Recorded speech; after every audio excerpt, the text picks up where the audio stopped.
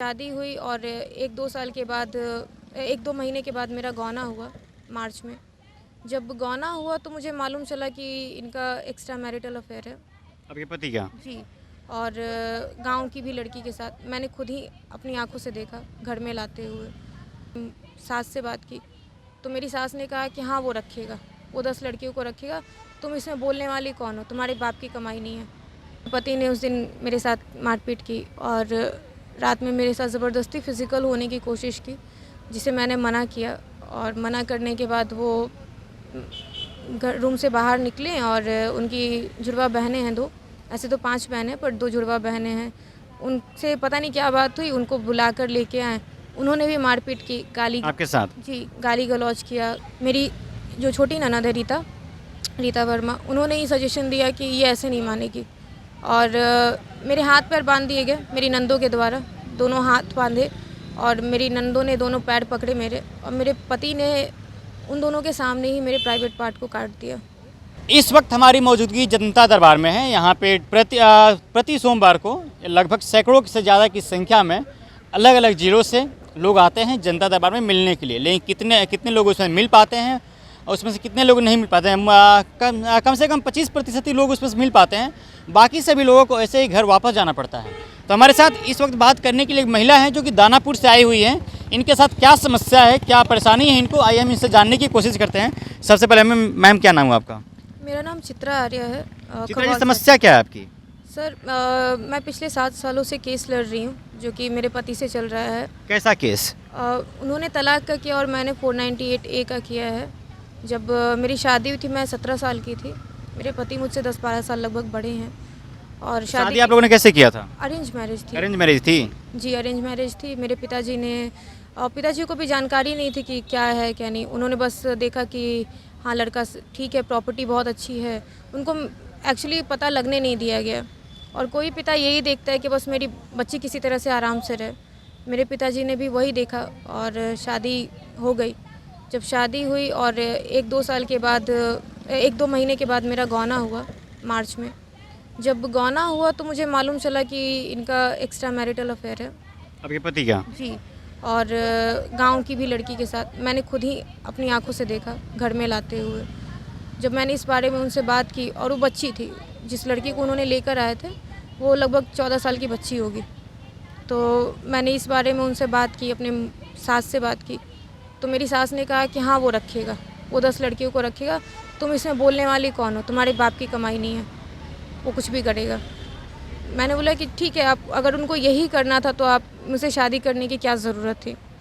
तो मेरे पति ने उस दिन मेरे साथ मारपीट की और रात में मेरे साथ ज़बरदस्ती फ़िज़िकल होने की कोशिश की, जिसे मैंने मना किया।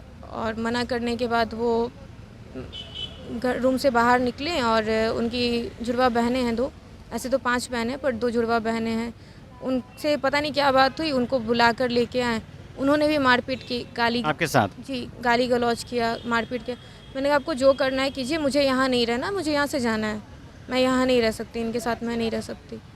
तो पहले तो कोशिश की गई ज़बरदस्ती, और उसके बाद जब उसके बाद भी मैं नहीं मानी, तब मेरी जो छोटी ननद है रीता वर्मा, उन्होंने ही सजेशन दिया कि ये ऐसे नहीं मानेगी। और मेरे हाथ पैर बांध दिए गए मेरी नंदों के द्वारा, दोनों हाथ बांधे और मेरी नंदों ने दोनों पैर पकड़े मेरे, और मेरे पति ने उन दोनों के सामने ही मेरे प्राइवेट पार्ट को काट दिया। और फिर वैसी हालत में मुझे छोड़कर वो लोग कमरे से बाहर चले गए। उस वक्त पड़ोसियों ने, मैं उनका नाम नहीं ले सकती अभी क्योंकि उनको तो उसी गांव में रहना है, तो उन्होंने ही मुझे बचाया, स्टिचेस दिलवाए, डॉक्टर के पास ले गई और मेरे से फ़ोन वोन सब छीन लिया गया था ताकि मैं कहीं घर पे इन्फॉर्म ना कर पाऊँ। उसके बाद रहने को मजबूर हो गई थी।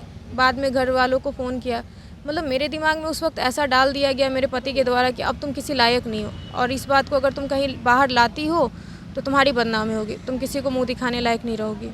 और ये बात मेरे दिमाग में घर कर आपने किसी से बोला भी नहीं? नहीं, किसी बदनामी की वजह से? जी, बदनामी की वजह से मैं किसी को बता भी नहीं पाई, अपने घर वालों को भी नहीं बता पाई।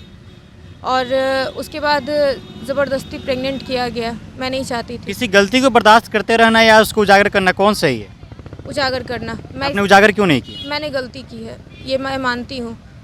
और आज मैं अपने बेटे को ये सिखाती भी हूँ कि ये आपका बच्चा है? जी, कितने साल का है? ये अभी 10 साल का होने वाला है। शादी कितना कौन से साल में हुई थी आपकी? 2011 दिसंबर में, और 2012 में इसका जन्म हुआ है, दिसंबर महीने में।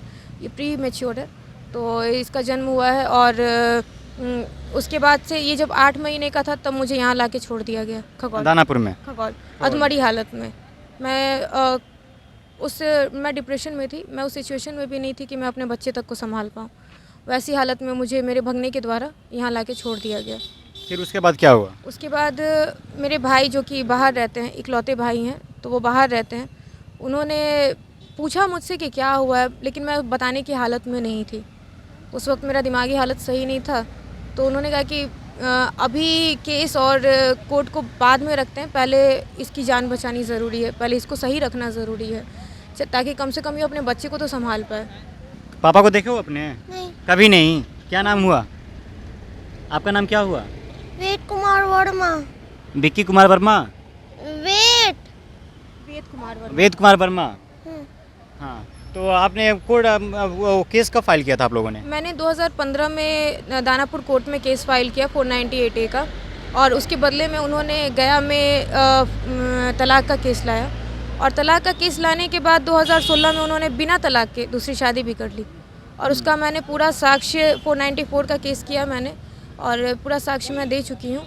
वो खुद भी उनकी गवाही में एक्सेप्ट कर चुके हैं कि उन्होंने दूसरी शादी की, उसके बावजूद उन पर कोई कार्रवाई नहीं फिर हो रही उसके है। बाद आपने किससे किससे मिला? मैं उसके बाद सर मैंने महिला विकास मंच, जब मेरे पति बहुत ज़्यादा परेशान कर रहे थे मुझे उस वक्त, गाली गलौज करना और कहना कि जो भी करना है कर लो, मैं तुम्हें कोई प्रॉपर्टी नहीं देने वाला, तुम्हें जो थोड़े बहुत पैसे दे रहा हूँ रखो और अपना मुंह बंद रखो, वरना आगे तुम्हारे लिए सही नहीं होगा। तो ये सब बोलकर परेशान कर रहे थे। तब मुझे मेरे एरिया की ही एक आंटी हैं, उन्होंने सजेस्ट किया कि एक बार महिला विकास मंच में जाओ और वहाँ अपनी बात रखो, तो शायद तुम्हें कुछ हेल्प मिल सके। तो मैंने कहा ठीक है। मैंने फिर नेट वगैरह पे देखा वीना मानवी जी के बारे में, तो मुझे उम्मीद लगी कि हाँ, यहाँ से शायद कुछ काम हो सकता है, मुझे मदद मिलेगी। तो मैंने बात की उनके दिए गए नंबर पे, और बात करके जो दानापुर एरिया को देखती हैं सोनी मैम, उनसे मिली, एप्लीकेशन भी उनको लिखवाया। उन्होंने शाहपुर बुलाया था मुझे, तो शाहपुर जाके मैंने एप्लीकेशन लिख के दिया, उनसे मिली, मेरे पति का नंबर भी लिया उन्होंने, उनसे बात भी की मेरे सामने, लेकिन उसके बाद उन्होंने कोई एक्शन नहीं लिया। एक्शन नहीं लिया? कोई भी एक्शन नहीं लिया। आपको क्या लग रहा है? सर, मेरे पति मेरे वकील को भी पैसे देने की कोशिश कर चुके हैं, और थाने में भी उन्होंने पैसे दिए हैं। यानी आपके पति सबको पैसा देकर दबा चुके हैं? महिला विकास मंच हो या वकील हो या थाना हो, सबको पैसा देकर दबा दिए हैं? जी, हर जगह वो पैसे फेंकते हैं, हर जगह। हर जगह पैसा फेंकने की आदत है उनको? जी, हर जगह पैसे तो फेंकने आपको के। महिला विकास मंच पे भी शक है क्या? जी, मुझे शक है। बिना मानवी तो कहती हैं किसी से पैसा नहीं लेती हूँ मैं। बिना मानवी की तो बात मैं नहीं करूँगी, क्योंकि मैं उनसे मिली नहीं, पर सोनी मैम पे मुझे शक है। महिला विकास मंच से कब मिली थी आप? पिछले साल अक्टूबर में। ठीक है। महिला विकास मंच से पिछले साल अक्टूबर में मिली थी। इनके साथ जिस तरह से उत्पीड़न हुआ है घर में, इनके साथ इनका शादी होता 2011 के दिसंबर महीने में, फिर 1 साल बाद बच्चा पैदा होता है। ठीक उसके कुछ दिन बाद से फिर इनके साथ महिला उत्पीड़न घर में शुरू हो जाती है। इनके पति का एक अलग एक्स्ट्रा मैरिटल अफेयर्स होता है इनके पति का, और इनका पति घर में लड़की लाते हैं, ये बोलती हैं, तो उसके बाद इनको मारा जाता है, पीटा जाता है, सास ननद के द्वारा भी, इनके पति के द्वारा भी। उसके बाद से उस घर से निकल जाती हैं ये। फिर उन्होंने केस फाइल किया, उसका केस फाइल किया डाइवोर्स का, लेकिन डाइवोर्स का भी जो पेपर चल रहा अभी तक वो पीछे ही है, आगे उसमें कुछ भी बढ़ा हुआ नहीं है। हालांकि इनका कहना है कि इनके पति जो हैं, इनके वकील को, थाना को, जो महिला विकास मंच है, बीना मानवी मैम उसकी हेड हैं, और एक सोनी मैम है जो दानापुर को देखती हैं, दानापुर क्षेत्र को देखती हैं, इनका कहना है कि कहीं ना कहीं वो भी पैसा ली हैं, इनको शक है। हालांकि इनके पास ऐसा कुछ प्रूफ नहीं है कि वो दे सके हमें, इनका कहना है शक है, तो मैं भी शक ही बता रहा हूँ आपको। और इन्होंने साफ साफ ये कह दिया कि जिस तरह से एक तरफ कहा जाता है कि महिला हमारे राज्य में सुरक्षित है, लेकिन सच्चाई वही। आज से कुछ दिन पहले मैंने आपको एक खबर दिखाया था बिल्किस बानो पे, किस तरह से एक 80 साल की दादी माँ बता रही थी आज के भी समय में हम लोग सुरक्षित नहीं हैं। तब सोचिए इनके समय में 17 साल की एज में शादी हुई थी, और मुश्किल से 22 साल के लगभग 18-19 साल के में सब कुछ खत्म हो गया होगा ना जी। 17 साल की एज में शादी हुआ, 19 साल के बाद सब कुछ खत्म हो गया इनका शादी। फिर उसके बाद ही मायके चली जाती हैं। फिर अपने घर पे रहती हैं, ये अपने पापा के खर्चे पे चलती हैं और आज जनता दरबार की चक्कर लगा रही हैं। पिछले 1 साल से जनता दरबार की चक्कर लगा रही हैं। एक साल पहले इन्होंने फॉर्म अप्लाई किया था जनता दरबार में मुख्यमंत्री से मिलने के लिए।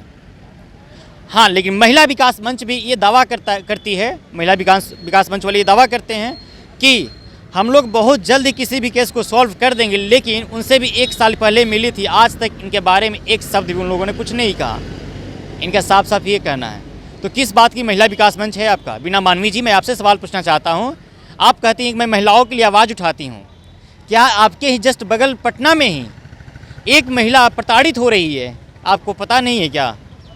आपकी टीम से सोनी मैडम गई हैं, इनके पास मिली हैं, एप्लीकेशन भी दी हैं, लेकिन फिर भी कुछ एक्शन नहीं लिया गया उनके ऊपर। किस बात का आपका महिला विकास मंच है? क्या कर रही है महिला विकास मंच की? तो फिलहाल इस बातचीत में इतना ही। मेरा नाम आदित्य है, तो पंचायत देख रहे थे। बहुत बहुत धन्यवाद।